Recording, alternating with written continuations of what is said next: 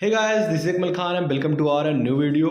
अगर आपने English as a minor subject लिया है और आप सेमेस्टर 1 का एग्जाम देने जा रहे हैं तो आपके लिए बहुत ही इंपॉर्टेंट वीडियो होने वाली है। आप बीए, बीएससी, बीकॉम किसी में भी हो सकते हैं, तो इन सब के लिए इंपॉर्टेंट वीडियो होने वाली है। इससे पहले मैं आपको बता दूं कि टॉप 75 क्वेश्चन मैंने ऑलरेडी चैनल पर कवर करा लिया है, जो कि आपके माइनर सब्जेक्ट का ही है और जो कि इंपॉर्टेंट क्वेश्चन है, लगातार इसमें पूछे जाते हैं, वही क्वेश्चन ऑलरेडी कवर हुए हैं।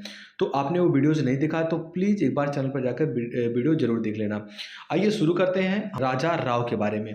इनसे बहुत सारे इंपॉर्टेंट क्वेश्चन उठाए जाते हैं, जैसे इनका जन्म कब हुआ था, इनकी जो पहली नॉवल थी ये कहाँ थी, इनके जो सिस्टर्स थे कितने थे, या फिर इनके माता पिता, इनका क्या नाम था, और इन्होंने जितने नॉवेल्स लिखे उनकी टाइम पीरियड क्या थी, ये कब जन्म हुए, कब इनकी मृत्यु हुई। तो इस टाइप के क्वेश्चन आप उसमें पूछे जाते हैं, जो कि एमसीक्यू क्वेश्चन होता है, ऑब्जेक्टिव टाइप क्वेश्चन होता है। तो इसमें हम पूरा राजा राव के बारे में पढ़ने वाले हैं, उनकी कह लीजिए कि जन्म के बारे में पढ़ने वाले हैं, उनके जीवन परिचय के बारे में पढ़ने वाले हैं।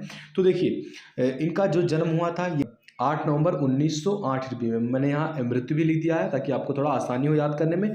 तो अगर जन्म पूछता है कि what is the birth date of Raja Rao, then यहाँ पर अगर कोई भी ऑप्शन में 1908 रहेगा, फिर आप वहाँ टिक मारेंगे। तो इनका जन्म कब हुआ था? 1908 ईस्वी में। और इनकी मृत्यु कब हुई थी? 2006 में। याद करने का बेस्ट तरीका, इन्होंने कितने साल तक ये जीवित रहे, तो 1908 से 2006 के बीच में कितना, 98 साल। तो इस तरीके से आप याद करेंगे तो आपको चीज़ें आसानी से याद होंगी कि वो 1908 में पैदा हुए एंड 2006 में उनकी मृत्यु हुई, यानी कि 98 साल इन्होंने जिया। तो इस तरीके से याद करेंगे तो चीज़ें थोड़ी आसानी से याद होंगी। तो ये हो गया आपका जन्म एंड कहाँ ये पैदा हुए थे, उस प्लेस का क्या नाम था, तो मैसूर, जो कि अब कहाँ है, कर्नाटका में है, जो कि साउथ इंडिया में प्लेस्ड है। उनके टोटल 9 भाई बहन थे, जिसमें से 7 सिस्टर थी जिनका नाम नहीं आया है, और ये थे राजा राव। एंड इनके दूसरे भाई का क्या नाम था, योगेश्वर आनंद जो थे इनके दूसरे भाई थे। 7 बहनें थी इनकी। तो यहाँ तक क्लियर हो गया। आगे बढ़ते हैं। इनके पिताजी का क्या नाम था, एच वी कृष्ण स्वामी। तो यहाँ इनके पिता का नाम, और इनके माता का नाम था गौरम्मा, और इनके पिताजी का नाम था एच वी कृष्ण स्वामी। अब देखते हैं इनकी एजुकेशन के बारे में। तो इन्होंने एजुकेशन लिया कहाँ से, मुस्लिम स्कूल मद्रासे आलिया इन हैदराबाद, जो कि हैदराबाद में सिचुएटेड है। मद्रासे आलिया स्कूल का नाम है, मुस्लिम कॉलेज है ये। और इन्होंने मैट्रिक पास की कब, 1927 ईस्वी में इन्होंने मैट्रिक पास किया। एंड ही वाज एस्टिक scholarship of government in Hyderabad in 1929 में। ये static scholarship of government in Hyderabad में इन्होंने जीता 1929 ईस्वी में। अब यहाँ से इनका जो इन्फ्लुएंस था ये फ्रेंच लैंग्वेज सीखने में था, और ये बहुत ही उत्सुक होते थे जब कभी फ्रेंच लैंग्वेज की बात आती थी, फ्रेंच की बात आती थी, तो ये उसके बड़े क्यूरियस थे। इसलिए 1929 में जब इन्होंने ये अवार्ड जीता, देन ये चले गए कहाँ, फ्रांस। 1929 ईस्वी में ये फ्रांस चले गए इंडिया छोड़कर। और ड्यूरिंग 1929 एंड 1930 में he studies French at the university of mount Peter university है, जहां पर इन्होंने 1929 से लेकर 1930 के बीच में अपने फ्रेंच की लैंग्वेज को बढ़ावा दिया, फ्रेंच की लैंग्वेज को सीखा।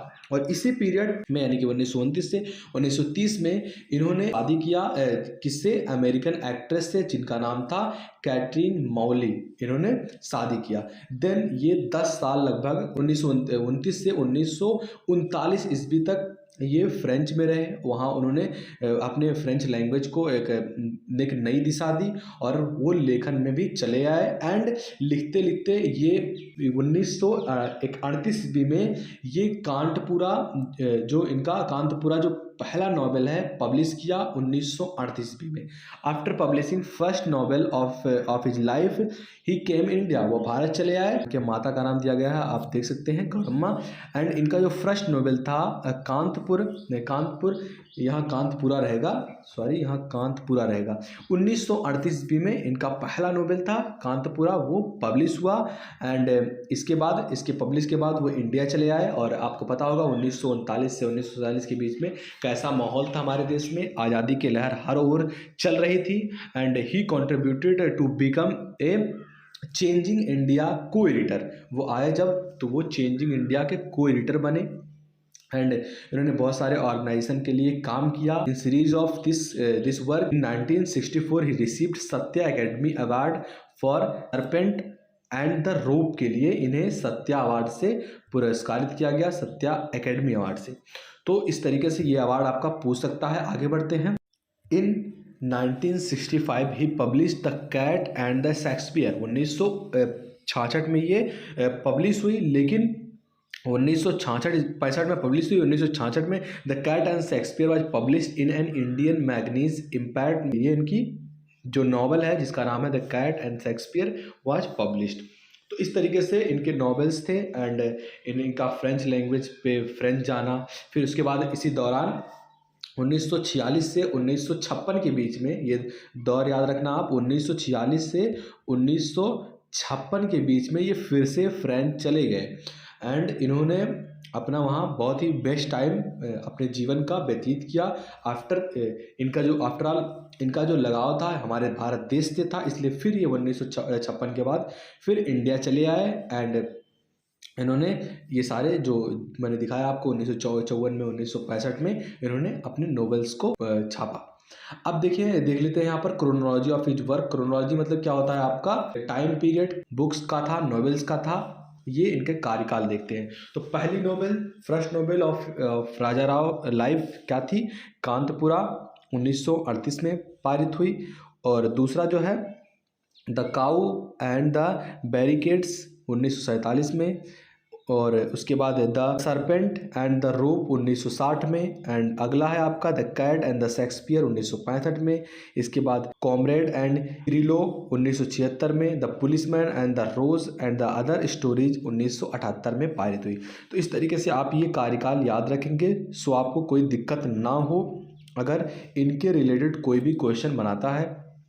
मेरा उद्देश्य ये था कि इनके बारे में बताया जाए ताकि आपको अपने इंडियन नोवेलिस्ट के बारे में पता चले एंड आपको वो इन्फॉर्मेशन मिल सके जिससे आप अपने एग्ज़ाम में भी बेहतर कर सकते हैं। यहाँ बहुत सारे डाटा के रूप में चीज़ें लिखी है। मैं चाहता तो आपको पूरा एक थ्योरी के रूप में भी उनके जीवन परिचय को पढ़ा सकता था, बट उससे आप चीज़ों को उतना कैच नहीं कर पाते जिस तरीके से आपने ये पॉइंट्स के रूप में कैच किया। आई होप आपको समझ में आ गया होगा।